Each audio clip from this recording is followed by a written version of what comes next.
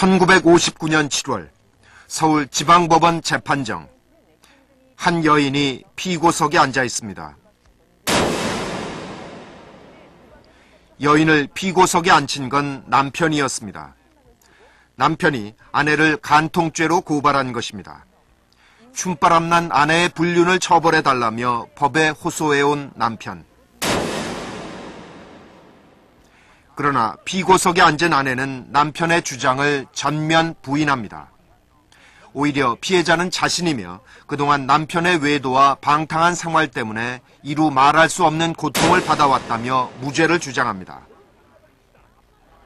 만약 남편이 이긴다면 아내는 간통을 저지른 죄인으로서 사회적으로 매장당할 것이 분명한 일이었습니다. 이제 이 여인이 마지막으로 기대할 수 있는 것은 바로 담당 변호사뿐이었습니다.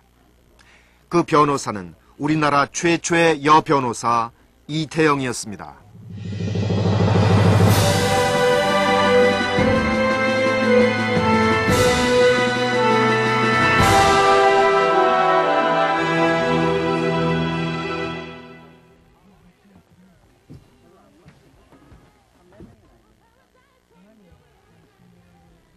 안여인 간통 사건.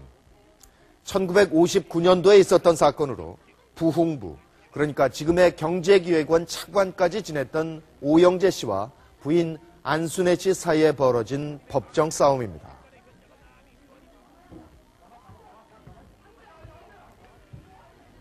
피고석에 앉은 사람은 부인 안 씨였습니다. 그러니까 남편 오 씨가 부인을 간통죄로 고발한 것이죠. 네로라는 권력층 부부 사이에 벌어진 간통 사건. 그때 언론에서는 불륜이네 춤바람이네 하면서 원색적인 언어로 재판 과정을 상세하게 보도하고 있었습니다. 그런데 안여인의 변호인은 무죄 이외에 어떤 결론도 있을 수 없는 사건이다, 이렇게 주장하면서 죄가 있다면 우리 사회의 잘못된 악습이 문제이다, 이렇게 주장했습니다. 당시 남성 중심의 사회 인습, 더 나아가서 남성 중심의 법 체계에 도전장을 내민 변호사. 그는 한국 최초의 여성 변호사 이태영이었습니다.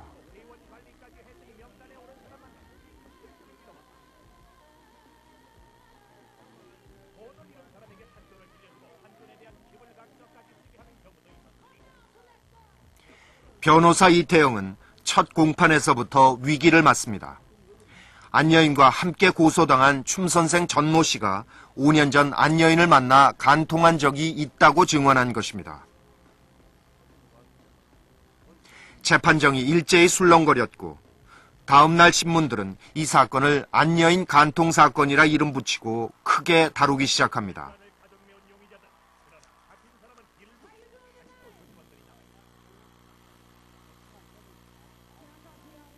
하지만 변호를 맡은 이태영은 흔들리지 않았습니다. 이태영은 전 씨의 증언은 거짓말일 가능성이 높다고 반박하고 나섭니다. 끝까지 안여인의 무죄를 주장한 이태영. 안여인의 무죄는 이 부부의 지난 30년 결혼 생활이 증명한다고 믿고 있었습니다.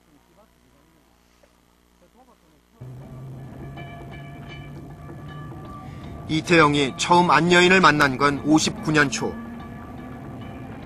안여인은 이태영이 같은 여성이니 자신의 억울함을 잘 이해해 줄 것이라는 생각으로 찾아왔습니다. 50을 넘긴 나이에 남편으로부터 이혼 청구 소송을 당한 안여인은 앉자마자 억울한 사연을 털어놓기 시작했습니다. 환갑을 넘긴 남편이 지금 이혼을 요구하는 건 남편에게 다른 여자가 생겼기 때문이라는 것이었습니다. 자신이 이혼을 해줄 수 없다고 하자 남편은 아내가 온갖 모욕적인 폭언을 일삼으며 자신을 괴롭혀왔고 더 이상은 견딜 수 없다면서 이혼 청구 소송을 제기한 것이었습니다.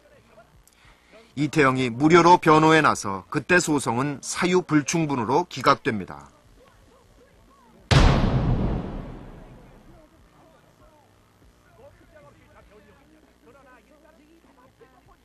그런데 몇 개월이 지난 뒤 이번엔 아내를 간통죄로 고발하고 나선 것입니다.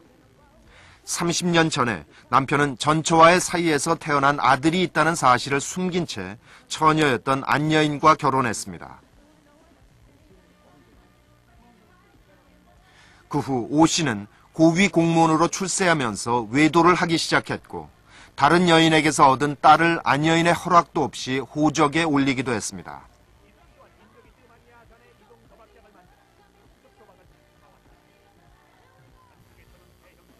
안 여인의 억울한 사연은 이 사건을 자세하게 보도하는 신문을 통해서 사람들에게 알려지기 시작했습니다. 무엇보다 안 여인이 억울하다고 주장한 것은 다른 여인과 버젓이 간통을 하고 있는 남편이 적반하장으로 정절을 지켜온 자신에게 간통죄를 뒤집어 씌우려 한다는 사실이었습니다. 근데 왜 일단 그 남편 자체가 정부의 요직에 있잖아요. 그게 지도자가 아니요. 지도자인데 그렇게 자기 부인을 쓰르면 정정당당하게 이혼할 거지. 그렇게 말이야.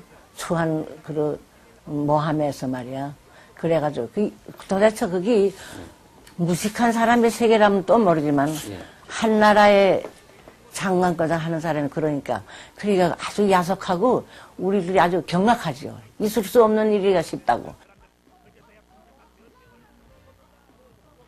이후 안 여인 사건 공판정에는 수많은 여성들이 몰려들기 시작했습니다. 그들은 안 여인을 아는 것도 아니고 여성단체 회원도 아닌 그저 평범한 가정주부들이었습니다. 법정문이 열리자마자 앞다퉈 뛰어들어 법정 현관의 유리창이 깨지는가 하면 법정 안에선 남편 오 씨를 비난하는 욕설이 난무했습니다. 공판이 있는 날이면 새벽부터 몰려드는 여성들을 정리하느라 기마 경찰까지 동원될 정도였습니다. 여자들이 그보다 더 끔찍한 억울함을 당해도 어디가 호소하는 건 몰라요. 또 법이 우리를 어떻게 보호할 것도 모르고. 그리고 또 한 가지 변호사를 찾아가자면 돈이 있어야 되고 또 남한테 그 사실을 알리게 되고. 그러니까 여자들이 불행해도 자기 상처를 감추고 싶어하는 게 본능이라고. 그런데 그게 본격적으로 노출돼가지고 여자 변호사가 나타나서 그것도 별로나 얼마나 신나요. 그 아주 정말 깃발 들릴 일. 이 사건에 또 다른 관심이 쏟아진 것은 한국 최초의 여변호사 이태영이 변론을 맡았기 때문이었습니다. 여성 최초의 서울 법대생이자 변호사였던 이태영. 53년 이태영이 사법고시에 합격한 것은 그때 버스나 전차에 붙는 주간 화보에 실릴 만큼 유명한 사건이었습니다.